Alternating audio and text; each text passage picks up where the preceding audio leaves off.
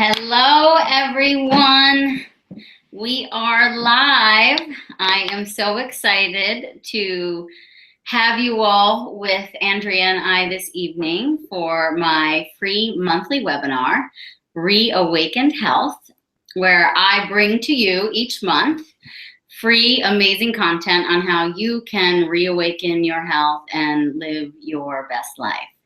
And for those of you who don't know who I am, I'm Aimee Raupp. By trade, I'm an acupuncturist and herbalist. I'm also an author. I've written 2 books so far. My first is called Chill Out and Get Healthy. My second is called Yes, You Can Get Pregnant. And my third book, Body Belief, will be out in early 2018 and published by Hay House, which I'm super excited about. And I'm all about optimizing health and revitalizing, reawakening health, bringing you to the place where you feel your best. And from an understanding that health is mental, emotional, physical, and nutritional. So I always tie in the emotional piece because it is that important. And, you know, I've been practicing for 13, 14 years now, something like that. I think 13, and am on a mission to help as many women and men reawaken their health. So I'm so glad you're here. I'm so grateful that you've joined me and my co-host this evening. And just quick logistics. If anything's funky on the screen, just refresh. That will probably do the trick. And my co-host this evening. Let me get my volume down on my other computer. Okay. And there is also a chat on the page where you're watching this from. So if any burning questions come up, please enter them in the chat. My girl Beth mans the chat. She knows how I think. So a lot of times if she can answer the question, she will, but most of the time too, she's going to save the question. And at the end, Andrea and I will get to questions. So yeah, just feel free to chat away and even introduce yourself. Tell us where you're from. Tell us why this webinar is speaking to you, the Happy, Healthy Thyroid, which we have named after our co-host's amazing book. So I'm going to let Andrea introduce herself to you guys. And here you go. My name is Andrea Beaman, and I'm a natural food chef, a health educator, and an herbalist. I'm not a Chinese herbalist like Aimee, more Western herbs. Yeah, I guess same, right? Same kind of herbs, just different. Yeah, exactly. Yeah, totally. Just different herbs, right? They kind of do the same thing, like all the plants, they kind of help us out. It's awesome. Yeah. And I've been practicing for 2 decades, and I love my job. I love teaching. I love sharing knowledge, and especially about thyroid, because that's how I got started. I got started when I had a thyroid disease, and it was an awakening to be diagnosed with a disease and then be told you have to take radioactive iodine, you have to destroy your thyroid, and then be on medication forever. And I said, no. I said, I know my diet is crap. I know that I'm out all night long drinking and partying, and I know that I have to change my evil ways. And I did. I changed my diet, my lifestyle, my consciousness, emotional, like you were talking about earlier, my emotional reaction to myself and to the world. And it took about 18 months for my goiter to disappear, and then it took about 2 years for it to heal. And I've been on the journey ever since, teaching and coaching and helping people the best that I can with the knowledge that I have, you know, and the knowledge keeps growing. You know, if you knew everything, like if we knew everything, we'd be dead already, right? You'd be like out of the body, back to the universe. I agree.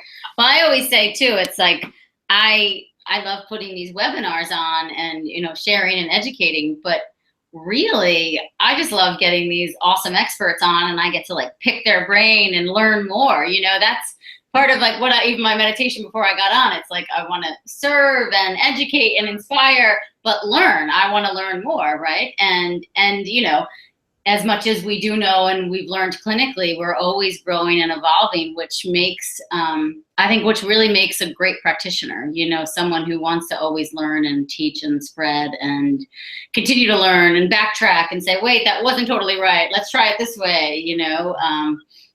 Yeah, So I love that stuff. I love getting into an environment. I love learning. Oh my gosh. Like I'll take classes. Like my husband's like, can you stop taking classes? And I was taking a cab in the city. It's very rare that I take cabs. Normally I walk everywhere. And I was in a cab because I was late to school one morning at this herbal school. And he goes, what do you do? Where are you going? I said, I'm going to herbal school on 14th Street. He goes, you go to school? How old are you? And I go, I'm 49. And he's like, and you go to school? You go to school at 49? I said, yeah, I'm going to keep going to school because there's so much to learn. We have this amazing world that there's so much available to us all over the place. Why not learn it as much as we can while we're here? Because you know what? We're going to be in and out of the body in the blink of an eye. yeah, exactly. Oh, I love that. I think that's great. And it's true. I feel the same way. It's passion. It's fun. So tell us about your book, and then we'll get into tonight's conversation because I want to know more about it too. Let's see it. Yeah. Well, this is my fourth book. I have three, and it's funny because I got started. This is Happy Healthy Thyroid. That's my cute little face. What a beautiful picture of you. Oh, thanks. This was at the farmers market on 14th Street. My photo shoot was there too. I love that. That's great. Oh, great minds think alike, sugar. Yeah, exactly. Yeah, it's funny that this was my fourth book because my first, three books were all about like general health and wellness, healing yourself. And then like a couple of years ago, I was like, you know what? I should really write a thyroid book, like a book on thyroid because, like that's how I got started. I mean, and there's so many people that are popping up with thyroid disease all over the place. And I've been teaching this for years. So I sat down and I wrote the book and it's a lot of fun. Like it's the way that like one of my clients once said to me, your books sound like the way that you talk. Yes, me too. I get that all the time as well, which I think that's great editing too, because, I think about that. They are able to pull it out of us in a way that, or at least that's always how I was told too. Talk the way you talk in the clinic, the way you deal with your clients, and that will really come through on the pages. So I love that. That's great. So yeah, I mean, I've been, expanding my reach. Most of you guys know me as, a fertility expert because of my second book, Yes, You Can Get Pregnant. But similar to Andrea, my first book was just general health and wellness. And then I got more specific with fertility because I started seeing it so much in the clinic.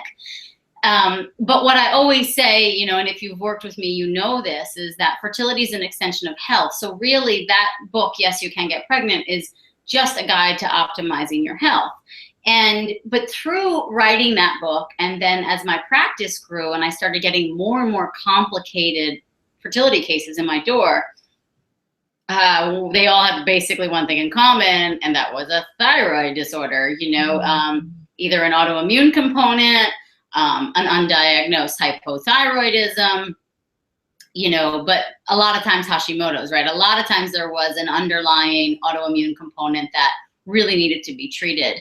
And, in all honesty too, I knew the peripheral information about the thyroid, I'd say 5-6 years ago, right? That was kind of my practice. I would look and say, oh yeah, no, TSH looks fine. And I didn't know a ton. And then as I wrote Yes, You Can Get Pregnant, I always say too, someone said to me once, I said, I want to be an expert. And she said, well, you have to write a book. And I said, don't you become the expert and then write the book? She goes, you become the expert by writing the book. And I now understand that because it's like literally you're getting a PhD in a topic and you're going to present 300 pages, to someone to publish. And if you have any sense of integrity, you did your homework, And so, I learned a lot about the thyroid writing Yes, You Can Get Pregnant. I learned a ton more writing Body Belief and a ton more about autoimmune conditions.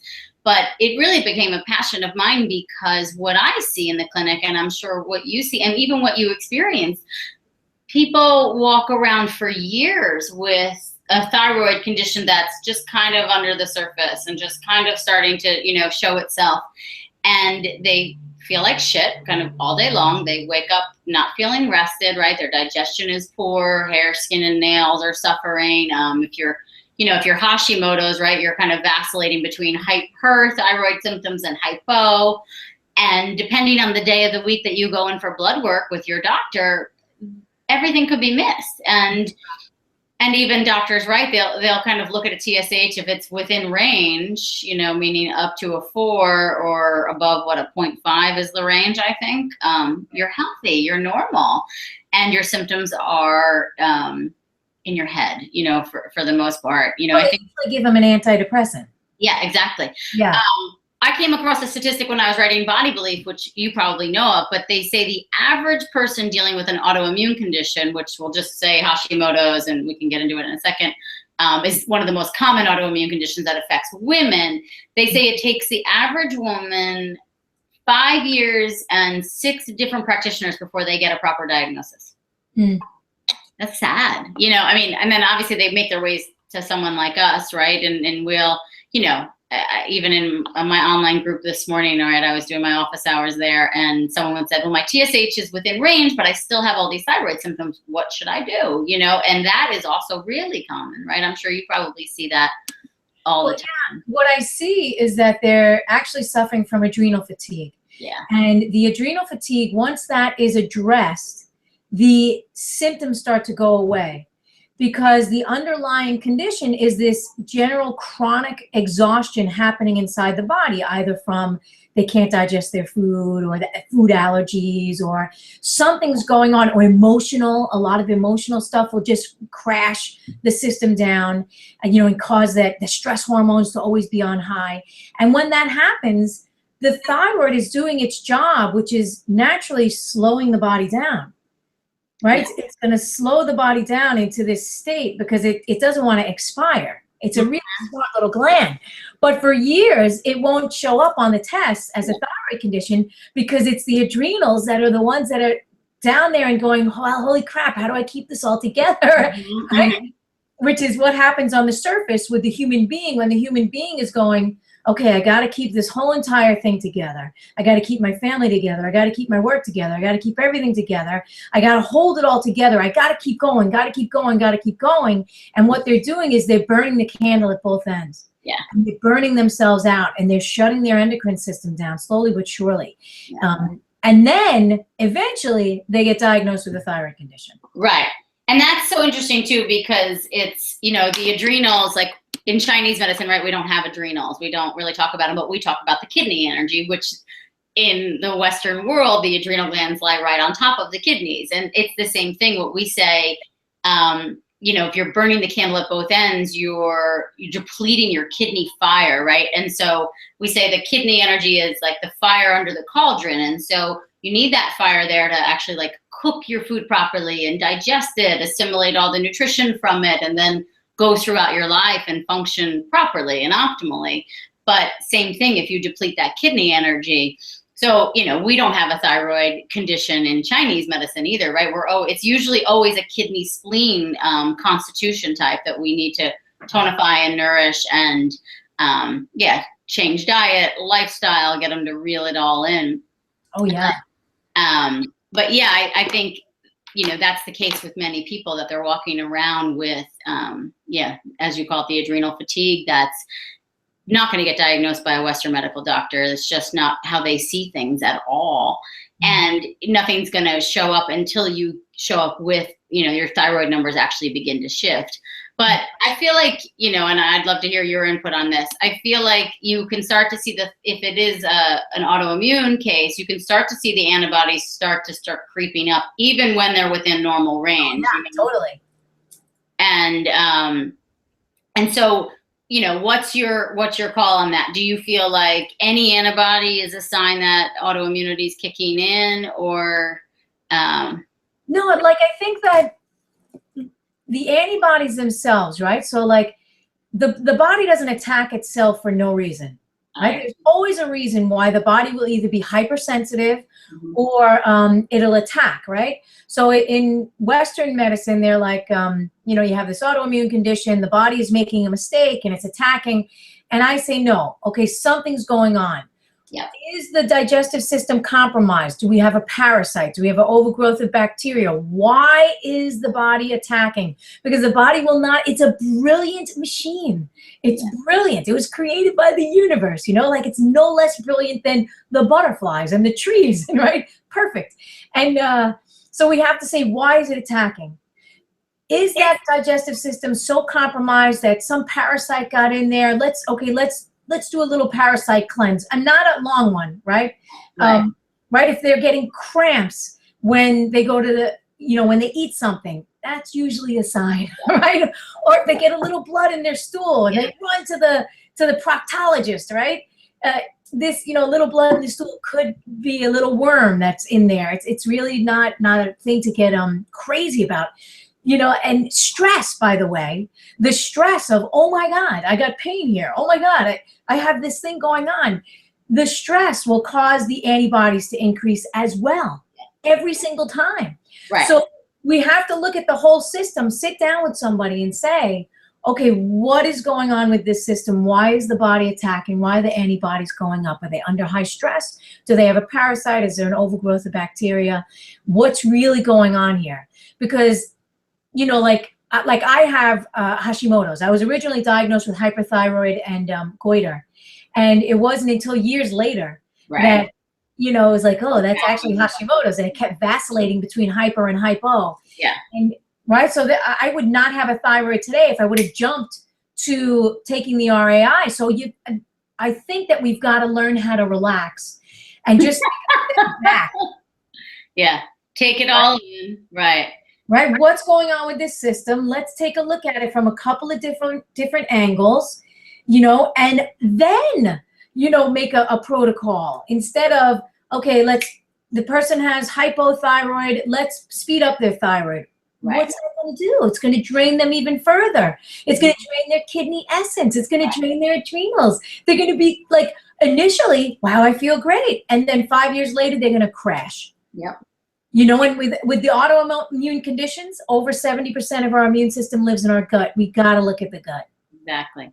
So let's hop there and talk about this. So, I guess too, for those of you that are kind of new to the thyroid conversation, there's the two most common conditions are either hypothyroid, where your thyroid's underfunctioning and your TSH is actually high, or hyperthyroid, where it's hyperfunctioning and your TSH is actually low. But TSH isn't the only thing that we really want to look at when we're testing thyroid. And we're, really not here to kind of go through all that with you guys, but just this sense of like hypothyroid symptoms are things are under functioning. So you're tired, you're cold, you have irregular periods, your hair's thinning, your nails are peeling, dry skin. Hyperthyroid, it tends to be you run really hot, you have insomnia issues, palpitations, anxiety type of things. You tend to be on the really thin side. The hypo is you tend to easily gain weight, right? And so, I think Andrea and I would agree on this, is that most often, though, people are walking around with an undiagnosed Hashimoto's or what's starting to brew. So what you tend to see is people fluctuating between the two, the hyper and the hypo. So you have good days and bad days, but I think that also has everything to do with diet and stress, right? So you have times in your life when you're, I'm sleeping more and I'm meditating and I'm taking good care of myself, and your thyroid calms down, and then you get it with stress and then you flare up again, right? So it's such a reaction to your external, forces, if you will, and internal, of course, your stress levels.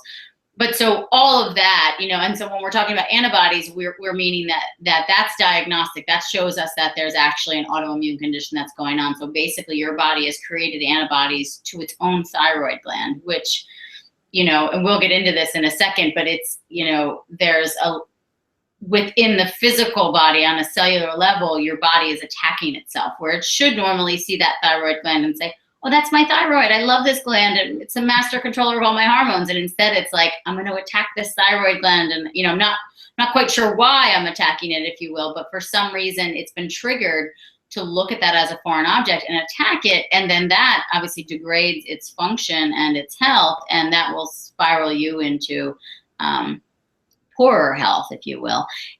But you can, as Andrea's evidence, you can actually, fight back and actually save your thyroid and regulate your thyroid, which is amazing, because many people don't even think that's an option, right? The Western medical world never even presents that as an option, right?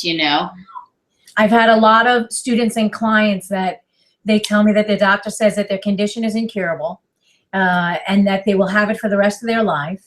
And, you know, I tell them, as long as you still have a thyroid, like you haven't had RAI, you haven't had a thyroidectomy, then even if you've been on Synthroid or levothyroxine or methimazole or any of the medications, you can still support your thyroid and bring down the medication while lifting up the thyroid as it starts to heal, because this is living tissue.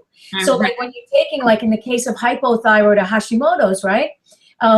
In Hashimoto's, the tissue is scarred, right? The thyroid starts to get scarred. But in the case of hypo, when you're on the Synthroid or the levothyroxine and you're unnaturally speeding up the thyroid, it gets lazy. Yeah. And it doesn't have to do anything. So it's like sleeping for 17 years. So it's going to take some time, sleep, to wake this little beauty up and say, okay, we got to start going off the birth control pill. It's the same thing. Like, you ovaries to just work again? I mean, what? That's right. Yeah. You gotta have time. You gotta have time and patience and good regular care routine, and that starts the healing process. Yeah. And you know, like I have an online thyroid program, and it's the rare person that heals in 3 months. Right. Right? Normally, it's like the 3 months is the beginning stage of changing the diet, changing the lifestyle, changing the consciousness, and then it's a process. My own thyroid took 2 years. Yeah. Yeah, so you have to be patient. I always tell people. Absolutely, I think. So let's get into it. What do you think from a diet perspective, you know, maybe your top 3 recommendations to the general population, since we are speaking to, you know, many viewers, if you will. Or even what do you think is causing in our diet, our standard American diet? Well, first and foremost, you know, like you have to look at the endocrine system as a whole. Yeah. Right. So the endocrine system as a whole, there are things that affect it. So the entire food supply, with the exception of naturally raised or organic food, is doused in chemicals and pesticides, and they are known endocrine disruptors. So, you know, you don't need to be a brain surgeon, right? To understand that if the food that you're eating has endocrine disruptors on it and you ingest it and put it into your body, right, this is problematic to the endocrine system. And that can include your pituitary, your hypothalamus, your pineal, your thyroid, your parathyroid, your thymus, your pancreas, you know, your gonads, your entire endocrine system. Yes. Gets affected by that. So that's the first thing that I emphasize always, is to eat clean, organic, naturally raised, grass-fed, because that's going to, your food literally becomes your blood, which feeds all of your cells and your organs and your glands. Yeah. So make it food that doesn't contain endocrine disruptors. Yeah. Well, I think that's it. I mean, even in the research for, you know, my latest book, and I'm sure, again, you know this, it's, you know, since the 1980s, we've introduced over 100,000 chemicals into our environment, mainly into our food supply and what we use to clean our home, what we put on our skin, like household products. And since then, the incidence of autoimmune diseases have quadrupled. I mean, that's, you know, fucking crazy. You know, I'm dropping an F-bomb. Well, literally, like, it's like, it boggles, you know, it boggles my mind on one level, because I can't believe we continue to do it. And on the other level, that when people are like, oh, so how much organic do I have to eat? And it's like, really? Are we really having this conversation? You know, and obviously Andrea and I are different in the sense that we've done the research, we've read the research, we've seen it, we see the changes clinically day in and day out. So we know that it works when you make these changes. And that's why, you know, we're such advocates of it. But avoiding the endocrine disrupting chemicals across the board that alone will do wonders for your health. And so just starting to make those choices, and like she said, you know, grass-fed, pasture-raised, good quality animal products. I just did my Facebook Live on this afternoon of the difference between, you know, commercially raised meats and grass-fed meats, right? And just that alone, and you know, but so how about soy? Talk to me about soy and the thyroid. Well, you know, I'm actually a fan of soy, but it has to be traditionally fermented soy. Yes. It can't be the soy that is permeated the food supply, You know, the soy nuts, the soy milks, the soy oils, the soy isolates, all that crap. It can't be that, because that inhibits, it blocks protein absorption. Yeah, yeah. You know, there's a reason why soybeans were traditionally fermented. Exactly, because they're so hard to digest. Yeah, exactly. Yes. So miso, you're a fan of miso. You're a fan of like fermented, sprouted, and but still like traditional, like small amounts of it, right? Oh, yeah. Like if you go to a Japanese restaurant and you get a miso soup, it's miso with little tiny dots of like tofu in there, some seaweed, which the seaweed is rich in iodine, and the tofu can inhibit the uptake, right? So it balances it. But you go to any American health food store and you could get like a tub of like this tofu thing, that they put on a sandwich, a block of tofu on a sandwich. It's not healthy in those large quantities, and it's certainly not healthy if it's not fermented. Exactly. No, I love that. I think that's a great point. And non-genetically modified, obviously. I'm sure you would agree on that. Yeah, my first book, I have in my food chapter, I have a section entitled "Soy Sucks," and I go into, because that book came out in 2009, and I'm sure you were in the field then too. But remember, soy was like everyone was doing it, and it balances hormones, and it was like, if you sit down and calculate how many grams of soy you're getting in a day, like let's talk, most Japanese traditional people ate that in a month, maybe 2 months of what you're getting in one day, and of course it was fermented and properly made. So I always say that to people so I can't have soy milk anymore, and I say, if you want to make it yourself, like the way the traditional Japanese people did, by all means you can have it, but small amounts. You're not drinking a glass of soy milk a day.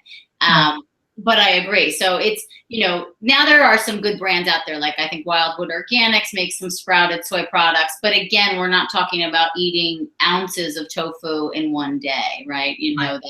That they're small side portions, and that I would say, and I think you would agree, the way it's the same thing. The way soy is made in the States and processed, it's actually an anti-nutrient, so it actually depletes your body of nutrition that you need, and it is another endocrine disrupting agent. So it will not only affect the thyroid, but all hormones in your body. Yeah.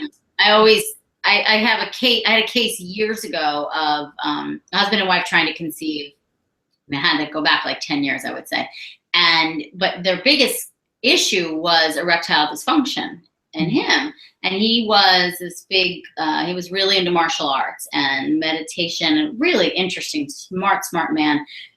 But he had gone vegetarian years prior, and his diet mainly consisted of soy stuff, like soy protein, all that soy isolates, lots of tofu.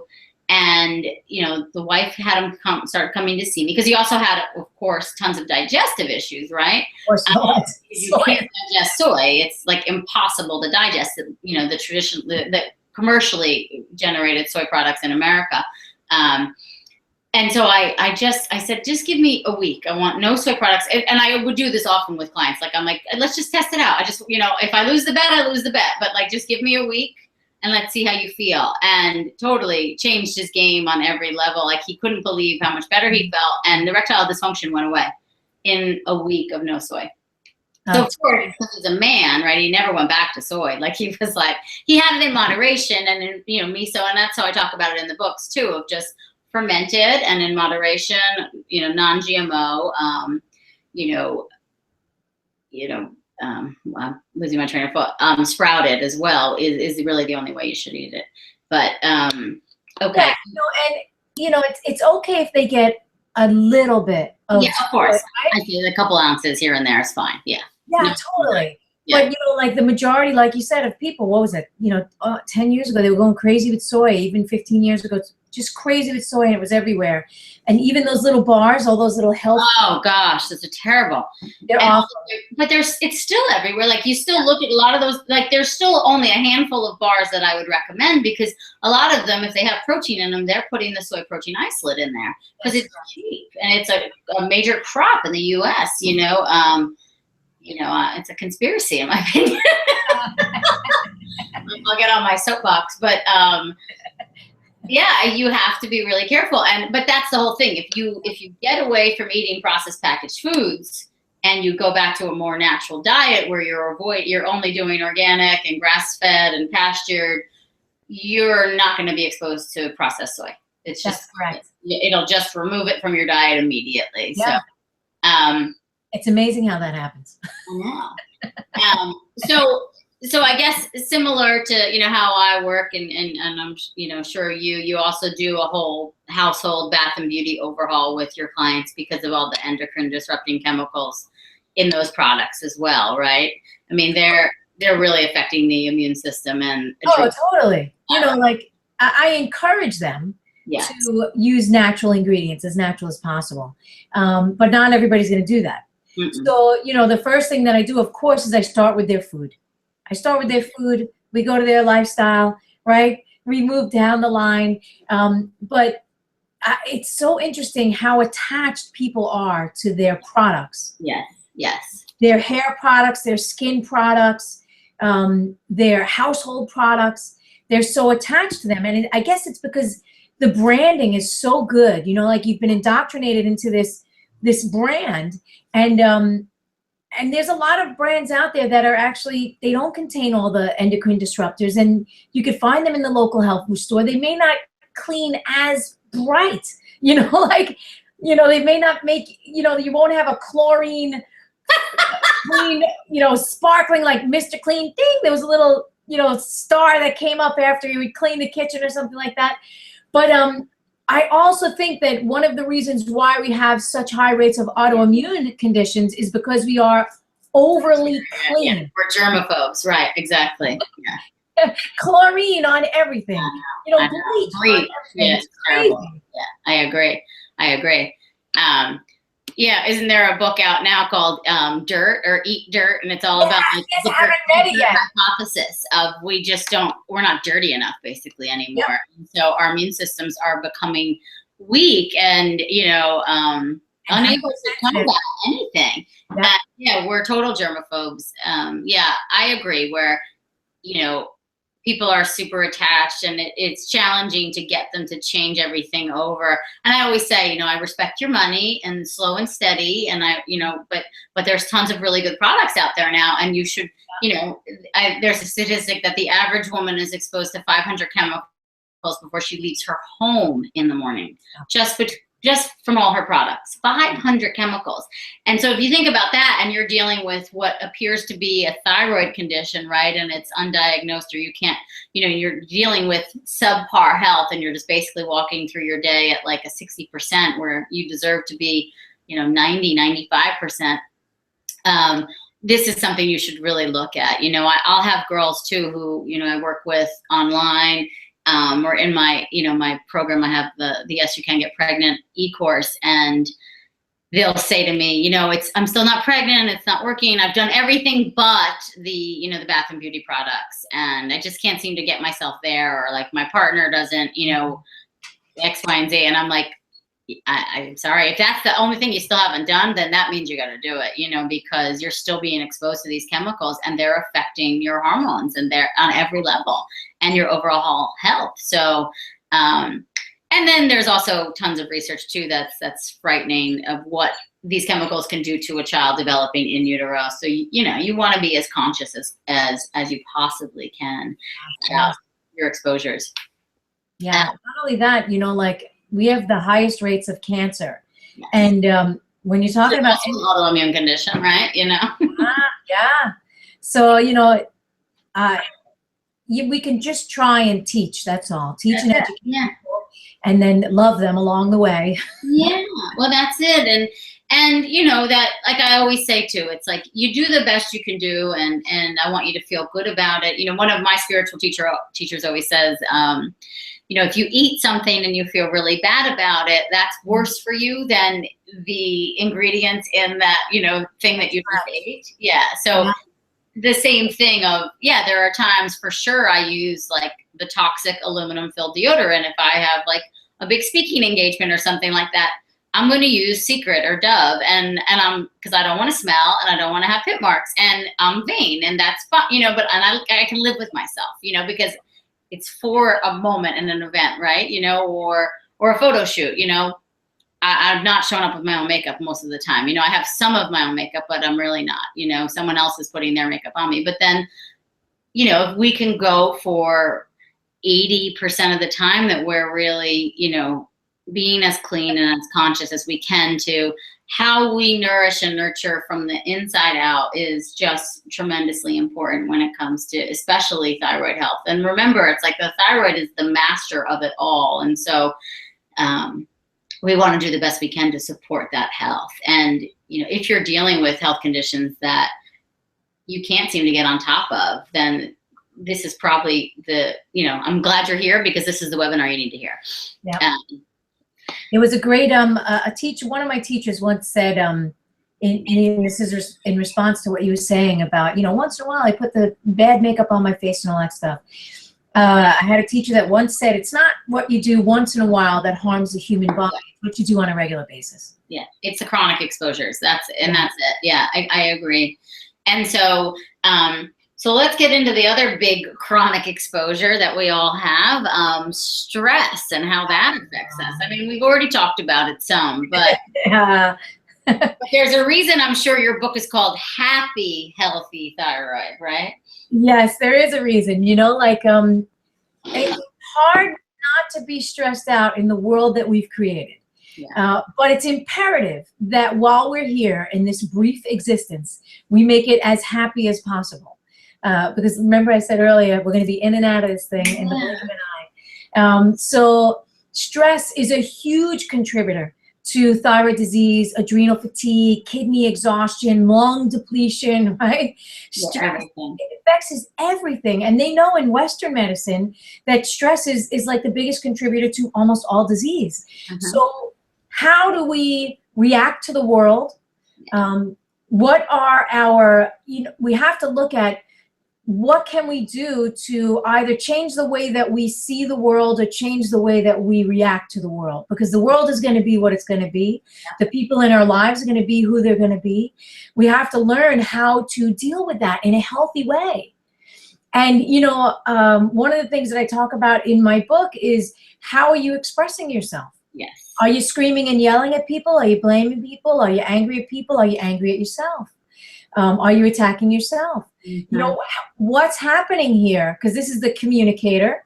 Yeah. It's communicating fifth chakra. It's talking to the world. It's telling people who you are, right? So what are you saying? Yeah. So we have to look at stress. What are you saying to people? How are you reacting to people? It's imperative that we really, it's okay to get angry.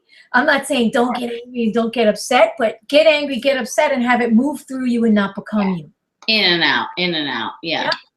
Andrea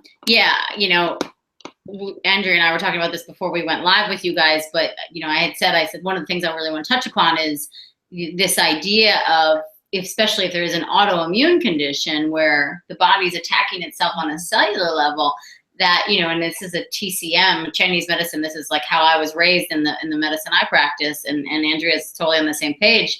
If there's a physical thing going on, a physiological, we have to assume on some level that's also going on the emotional level. So where are you attacking yourself on an emotional level? And often it starts there. I'm sure you see the same clinically. Like clinically, I can nail down pretty much who's going to wind up with an autoimmune condition just based on, and also know that I can help them shift away from it or avoid it based on what I hear in the clinic and the thoughts that they, that they think and that they share, right? They say that 90% of our thoughts are the same day in and day out. And so, what is it you're saying to yourself in the privacy of your own mind? And not only like you said, like how you react to the world, to look at that, because it's also, I think, how you're reacting to yourself, and to understand that your perception is your reality. And so you can shift that. You can't necessarily, we can't change your job, and that's not what we're trying to tell you to do, but you could shift your perception of your work environment and start to see some things that you do appreciate, and how you've gotten, through some of it, or what you've gained, what you've learned, and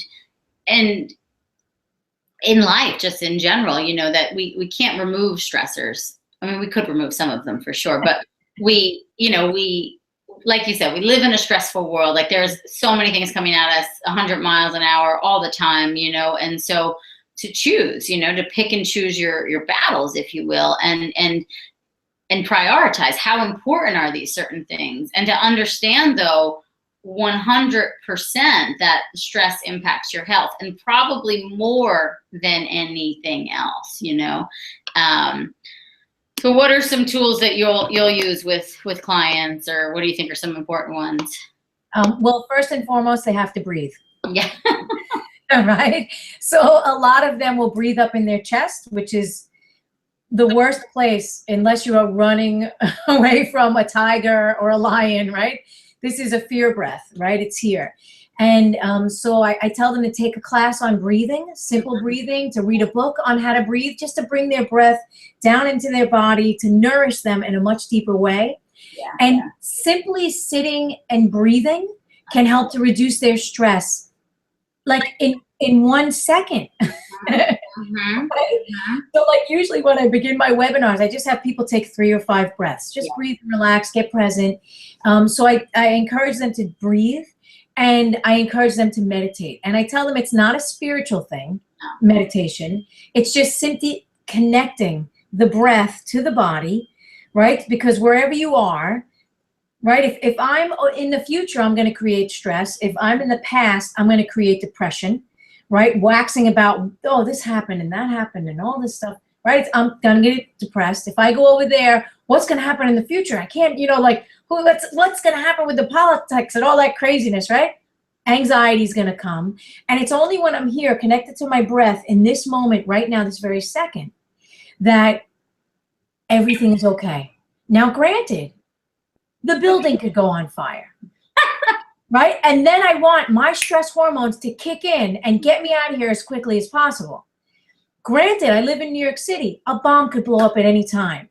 At that moment, I want my stress hormone to be on high. But at no other time do I want that stress hormone to be up there. I want to be as relaxed as possible, coasting through this existence. Yeah, agreed. Yeah. I agree. Yeah, my first book, I called it Chill Out and Check In Moments. And it was just like 2 minutes. And I always use the example of like when you go to the bathroom at work, just sit for 10 extra breaths on the toilet. Like literally, I don't need you to create and have a meditation pillow and this huge Zen den and all these things. You know, I like how you said though, it's not about, being spiritual. Like that's a really nice, that's something I'm going to take away from you for that, because it's a good point. Well, I think a lot of people say like, well, I can't meditate. Like it's like too Zen Buddhist, or it's weird. And, I'm just not that kind of person, right? It just doesn't work for me. And it's, as my Buddha is sitting there in the background, right? But it's, Buddha. And that's a reminder for me. I walk in this office, right? This is where I get my work done, right? So I'm efforting when I'm in here and sometimes, and this is a reminder of I want to breathe, and even you see this plaque up here, love more, worry less. Yes. That's my other reminder. Very nice. What's the point? It's like, but I love how you said it too. It's like, just connect, get back into your body. Most people don't even know that they feel like crap because they don't even live in their body, right? And then they slow down and realize that, they're not breathing. They're just getting by every day, right? And that's like you said, we're here for a blip, like let's make this existence pretty awesome. We deserve to make it pretty awesome. Totally. And down, and I'm sure you see the same thing all the time, and we see it, I'm sure, in ourselves for 100%. When I take the time, to maintain my meditation practice, I mean, I'm so much more productive in my day that it actually gives me time. That's how I feel. It's like the slowing down buys me time. Yeah. And of course, it breaks that stress cycle, which you need to break, and living in New York City, which I did for a long time, as well. it's constant, and you're on and you're going, and so you need to steal those moments as often as you can, and breaking that stress cycle though will do wonders for your health and for your thyroid and for your hormones. Yeah, it's true. I had a girl in my thyroid program, and she had never for years stopped, didn't think about herself, didn't connect with herself. And in one of my modules, I have the students just breathe. That's it. Just breathe for like 10 breaths. And she said she got to the 5th breath and she burst out crying. Of course.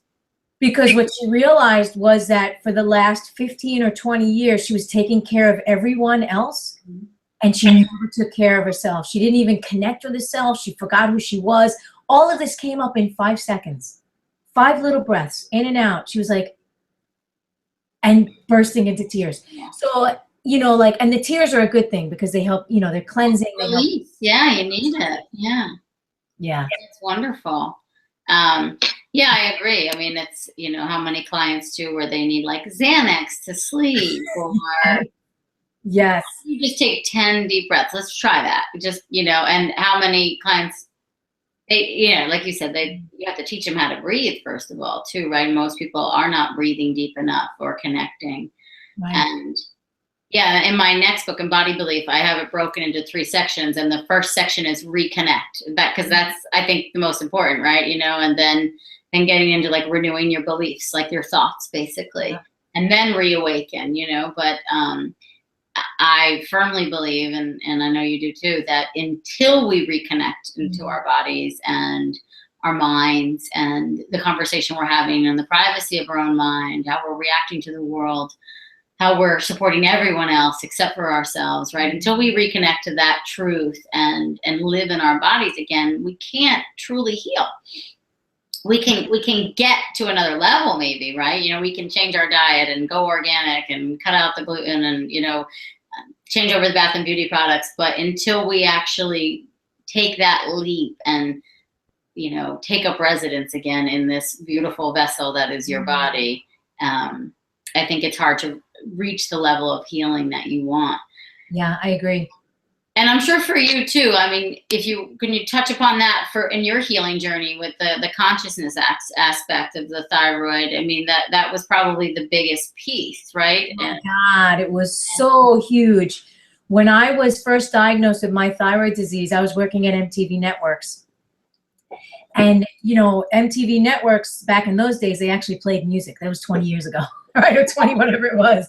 They actually played music. And in every office and in every hallway, there was music blaring. And as I was healing my physical body, I had this strong craving for something other than food. And it was silence. Yeah. And I was like, why am I craving silence? So I came home and I had over 500 CDs and DVDs and all that stuff from all the music industry, and I gave them all away. So they were signed by like Joan Jett, and you know, I just gave them all away. And my television I gave away. And my boyfriend at the time was like, well, why are you giving away your television? What are you gonna do? And I was like, I'm like an addict. I said, if I come home and the television is there, I'm gonna turn it on because I need the noise. I said, but I want to take a year of silence because it's calling to me. So I literally took a year of silence while living in New York City. And that meant no media, no television, no newspapers, no radio. And the only time that I heard music was when I went to work, right? It was there in the background. And I had the most amazing experience, Aimee. I mean, I can only describe it as, at that moment, during that year, I realized that we are far more than the physical creatures that we think we are. We are unbelievably huge and contained within this little body, but we are connected to the entire everything. And it was an amazing wake-up call, and it changed my consciousness about how I am in the world and how I'm reacting to the world. And I know that, like I said, I'm going to be in and out. I'm very clear on that. I'm not staying here forever. Right? Going to be in and out. So I want to make this experience while I'm here as a human being in this body the best one that it is, because what else am I doing here? Am I here to suffer? Am I here to be sick and dying? Am I here to be having a hard time, right? What am I doing here? I I love had a teacher once, a long time ago, and he was giving a lecture, and he was asking all the students in the class. He said,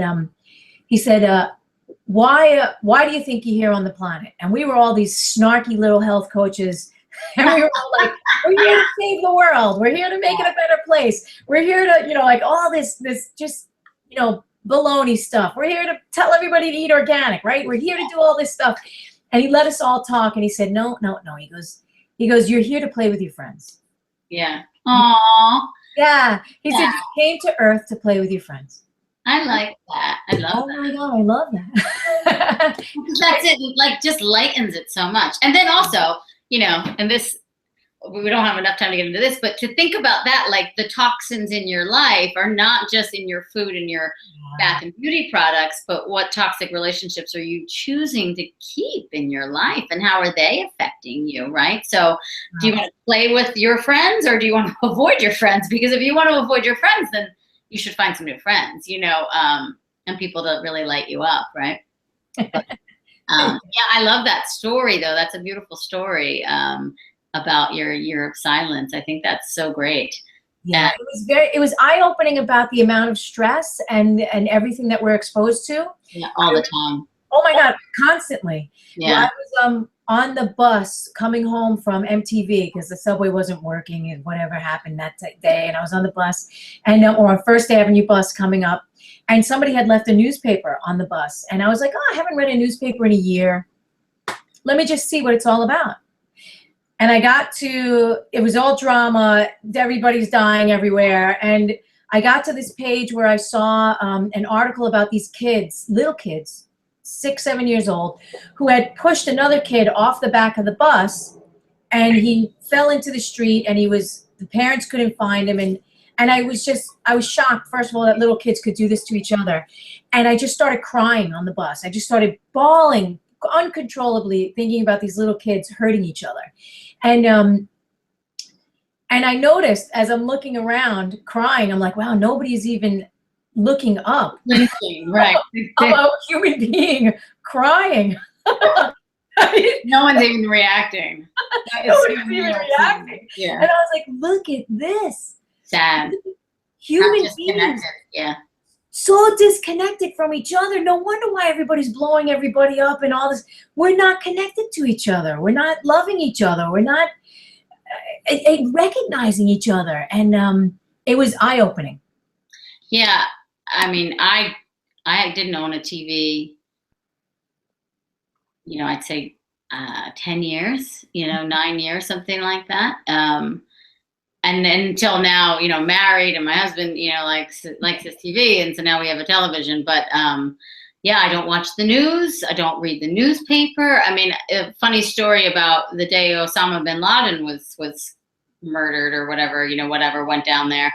I had no idea, and of course it's like the biggest, right? It was like the biggest thing in New York City, and I had off that day. It was a Thursday, I think, and I was meeting a friend for lunch. And I strolled in, and, it was probably like 1 o'clock in the afternoon or something. I'd already, done my workout and, run errands and whatever. And she looked at me and she said, you have no idea what happened today, do you? She's like, God bless you. Like, you have no idea. She's like, the world is like buzzing. Like, if people are, it's like everything's upside down, And I just was like, I love that I don't know. And I also said, I don't need to read the paper because someone's going to tell me. Like, the big stuff I'm going to find out about, So I agree, pick and choose where you put your energy and why, and why you have so much noise in your life, right? And why are you uncomfortable with the silence? Or, you might not even know you're uncomfortable with the silence because you might not have ever had the silence. So it's just experiencing the silence, and it's okay. And I always say too, like, my phone does not go to sleep with me, right? It stays in the kitchen and it gets charged. None of these computers come with me, to the bedroom. Like, we disconnect, and I think it's really important. Yes, it's important. You won't be able to sleep if you got that phone in your, right? The computer's in the room, phone in the room, television. you're not going to be able to sleep. No, it's too much energy. It's too disruptive. And to, to start to be selfish with your silence. I think that's a really, a good way to look at it too. I like that. Actually, I'm going to write that, selfish with silence. Okay, so what I want to do is move into, we have some questions, so I'm going to just read them and we'll answer them. How about that? Okay. One of the first ones was, can you please define thyroid disease? But I think that probably came in early before I went and did my little wrap up. So I think we've got that one covered. But that is disease of the thyroid gland in your body, which is the master controller of basically all your hormones. So there's that. Okay. Can you touch upon waking up at 3 a.m. and not being able to go back to sleep? I mean, yeah. I'll do the Chinese medicine side and then you can do the other side. But so we have a Chinese clock. And so we say each organ has a time frame. And so if you wake up in a certain time frame, then that tells me there's an issue with that organ. And the 3 a.m. I always still put in the liver. Liver is 1 a.m. to 3 a.m. But 3 a.m. is usually it's liver, and you could be moving into, oh my God, lung time as well. Yeah, isn't that funny? I literally had a moment where I was like, yeah, lung.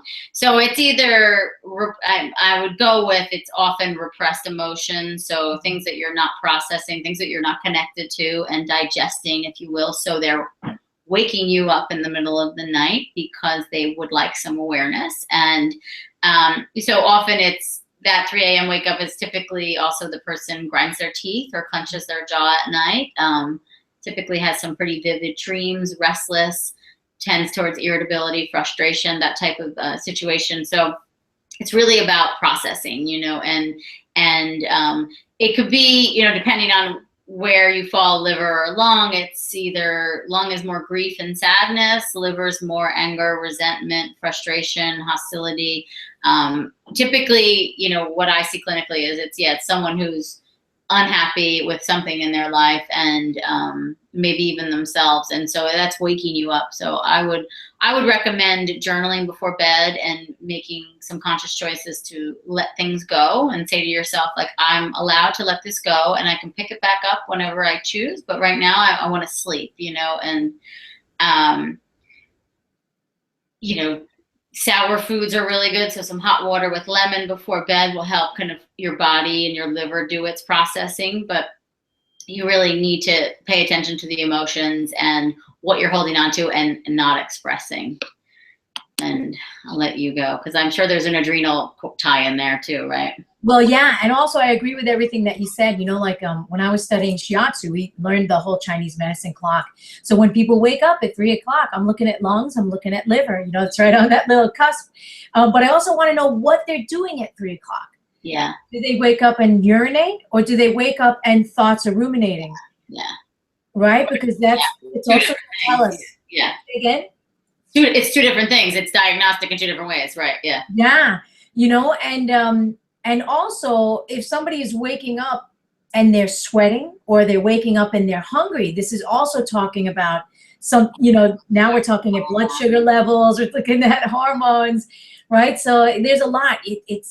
And then to help them sleep, something so simple, like a cup of chamomile tea, very strong, really bitter, right? Don't sweeten it. Right. And the bitter is so good for the liver energy.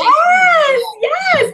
So I always recommend, if people are having trouble sleeping, first of all, they have to stop eating, at least 3 hours before bed. They cannot go to bed with a full stomach, because again, that's going to aggravate the liver. It's going to keep them up.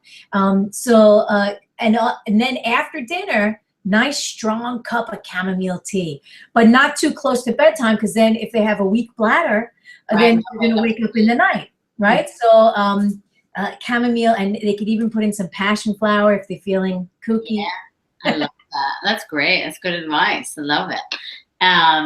Okay, so what do you think about a 12-year-old with Hashimoto, and the functional medicine doctor put him on 600 milligrams of tyrosine and a nascent iodine supplement? that's more for you than for me. Okay, well, I'm actually not a big fan of iodine supplementation. I think that it causes long-term problems. Anytime that we take a supplement for a long time as an isolated nutrient. So I think that with the Hashimoto's, you got to heal his gut. You got to get in there and get all the offenders out, get all the junk food out, all the other crap, and start to heal his gut, put in some bone stocks, put in some seaweed, rich in iodine, really mucilaginous, helps to support that whole, your mucosa, slippery elm, but really start to heal his gut up. And, go ahead.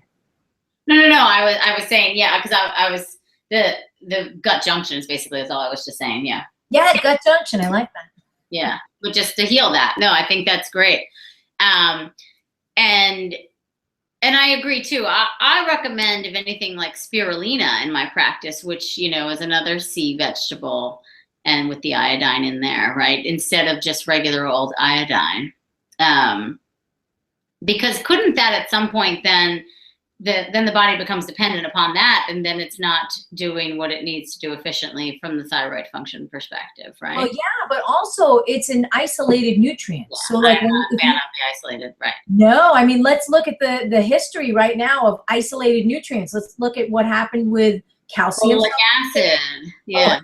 Right, beta carotene, all this stuff, which are now coming out and they're saying, oh, calcium supplements, higher rates of breast cancer and heart disease, beta carotene, higher rates of lung cancer. Like, why? It's because the body can't process, it's not designed to process one isolated nutrient.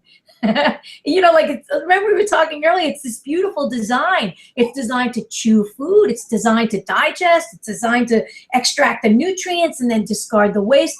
And that's not going to happen with the nascent iodine. No. Eventually it's going to accumulate and cause another dysfunction. That's a great way to put it. Yeah. It's all about the phytonutrients. And really, I mean, most of the supplements I prescribe are food, actually, yeah. Right? It's like liver, cod liver oil, spirulina, and I'm just giving them into a compact form so that they can get it all in, right, if you will, in one day versus, I recommend a lot of liver, right? And I have a lot of women that are getting pregnant, and then their doctors say you have to get off the liver because of the vitamin A toxicity. And it's like, I can't, if I have that conversation one more time, I'm like, I send an article, like the vitamin A saga article from Weston A. Price. I just send that off. I'm like, send this to your doctor, because they don't understand.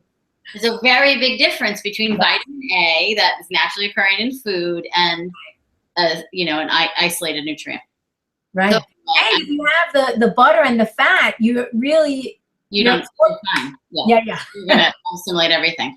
And like the whole idea, like you need vitamin D for vitamin A. Like there's a reason they naturally occur together. Yes. They need each other.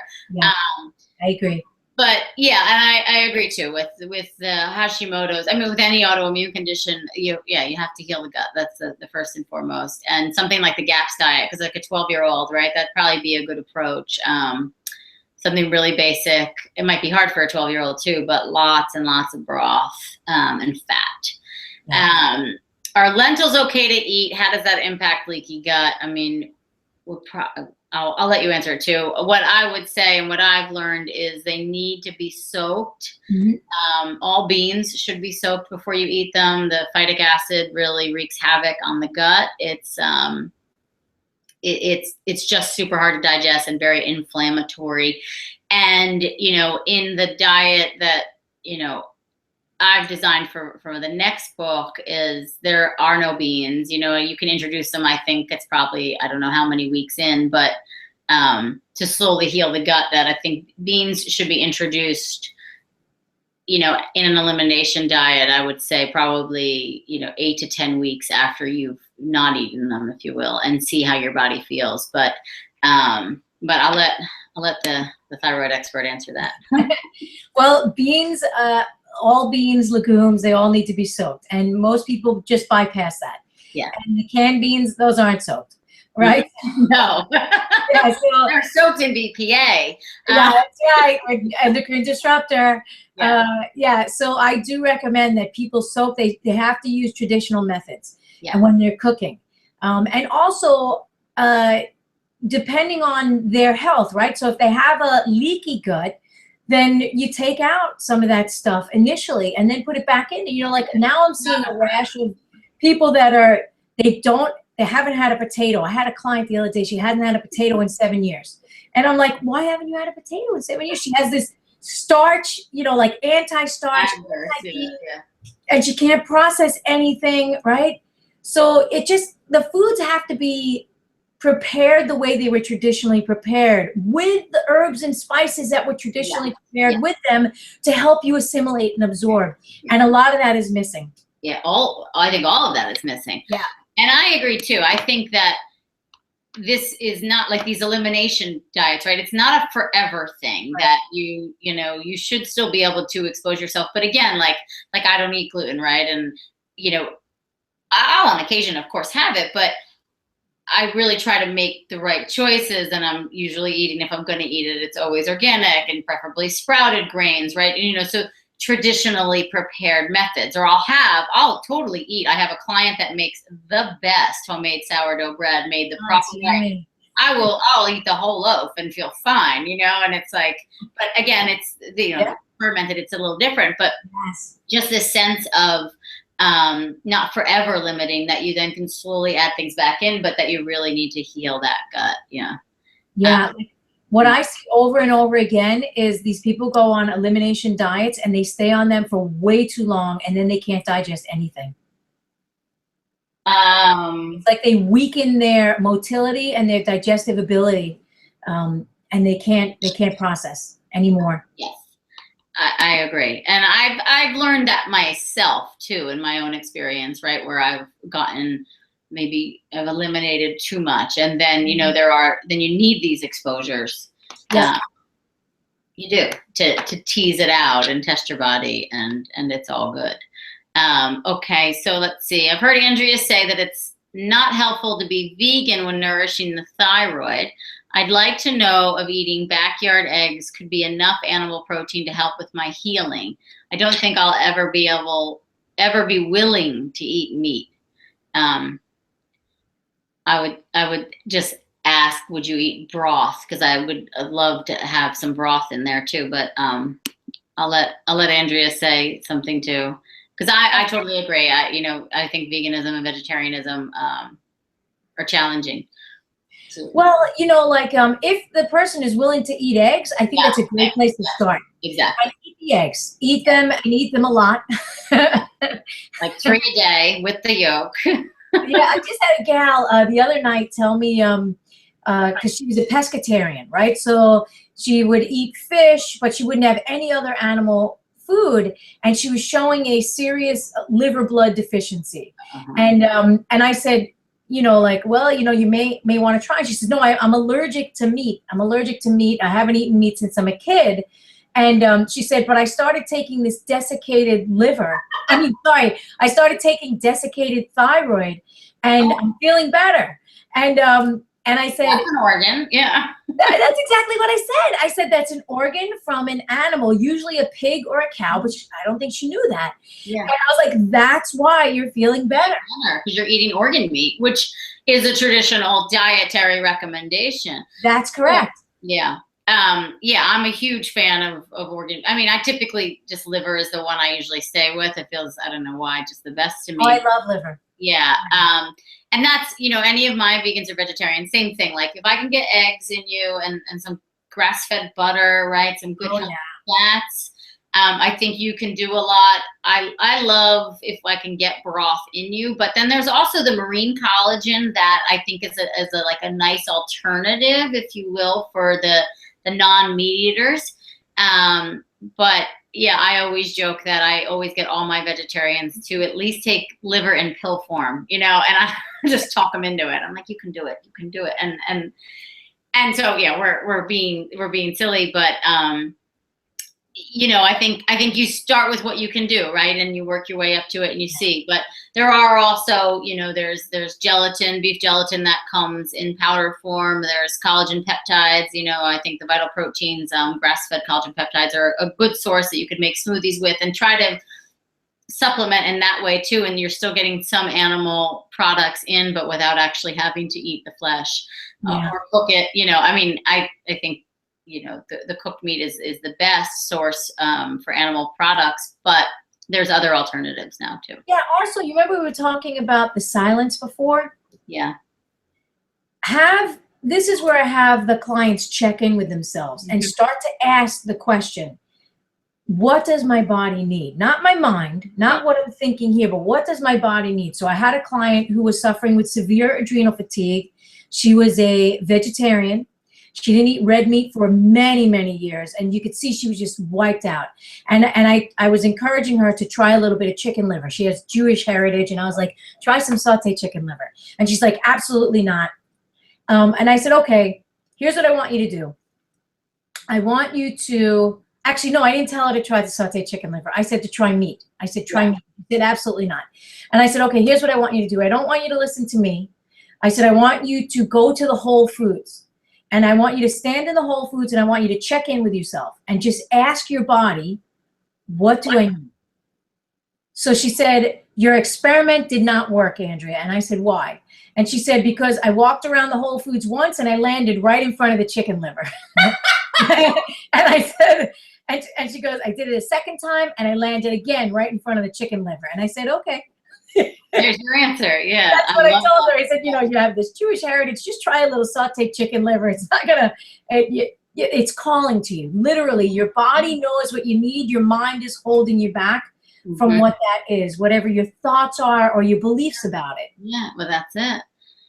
So I think that's a beautiful recommendation too. Just, yeah, check in and you're eating the eggs and like celebrate that too. Like I feel good about what I'm doing here. And, you know, are there other ways that are calling to me to nourish my body?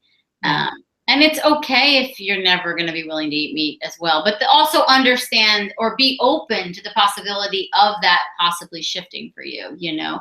Never know what the eggs can do, right? Yeah, and the eggs alone, I mean, gosh, they're an amazing food source. Yeah. Let's see. Is there an emotional side to reactions and allergies? I mean, I think that's kind of what we were discussing earlier too, of like, you know, this self-attacking self. I mean, but I also, on the other side of it, allergies are very real. Like, you know, I don't want you to process some emotional stuff. And if you have anaphylactic, you know, an anaphylaxis reaction to peanuts, then I don't want you to go and eat peanuts, you know, from this webinar. Because, you know, but I would think on some level, sure, there, you know, in Chinese medicine, the way I was, you know, raised, as I always say, and in this medicine, there's always an emotional component to anything health related. And so to check into that and look into that, and I've definitely heard of emotional healers healing food allergies, right? You know, and so I for sure think I'm not an expert in that by any means, but I do think you can heal your gut and so that you become less allergic to things. Absolutely. And I'll let you chime in on that. Yeah, well, first I'd like to find out, is it an environmental allergy? Yeah. Is it a food allergy? You know, like what is the allergic reaction?